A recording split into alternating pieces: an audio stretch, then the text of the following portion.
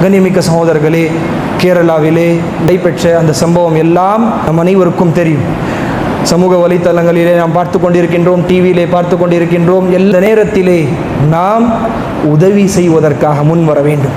ஒரு மனிதன் என்ற அடிப்படையிலே அவர் ஹிந்துவா, கிறிஸ்துவரா, முஸ்லிமா என்ற எந்த பாகுபாடும் இல்லாமல் உதவி செய்வதற்காக முன் வர வேண்டும். இது இஸ்லாமிய சமூகத்தினுடைய மிகப்பெரிய ஒரு பண்பு. எல்லா சகோதர சகோதரிகளும் உங்களால் முடிந்த அளவிற்கு அள்ளி கொடுங்கள். இந்த நேரம் தான் உதவி செய்யக்கூடிய நேரம். குர்ஆன் சொல்லுகிறது, ஒமன் அஹ்யானா ஃபகஅன்னமா அஹ்யன் நாஸ ஜமீஆ.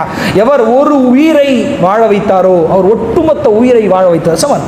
வன்ஃபிகு மிம்மா ரஸக்னாகும் மின் கப்லி அன் யஅதிய அஹதகுமுல் மௌத். உங்களுக்கு மௌத் வருவதற்கு முன்பு அல்லாஹ் உங்களுக்கு கொடுத்திருக்கக்கூடிய செல்வத்தில் இருந்து அல்லாஹ்வுடைய பாதையிலே செலவு செய்யுங்கள். அலி ரலியல்லாஹு அவர்கள் ஒரு ஹதீஸிலே சொல்லுகிறார், இன்று உங்களால் அமல் செய்ய முடியும், ஆனால் விசாரணை கிடையாது. வகதின் ஹிசாப் வலா அமல். நாளைய தினம் உங்களால் அமல் செய்ய முடியாது, வெறும் விசாரணை மட்டும்தான். இன்று எவ்வளவு அமல் செய்ய முடியுமோ அமல் செய்யுங்கள்.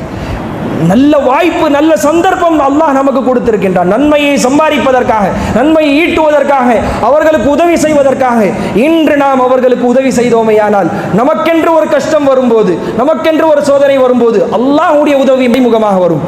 எவ்வளவு முடியுமோ அள்ளி கொடுங்கள், தாராளமாக உதவி செய்வதற்காக முன் வாருங்கள்.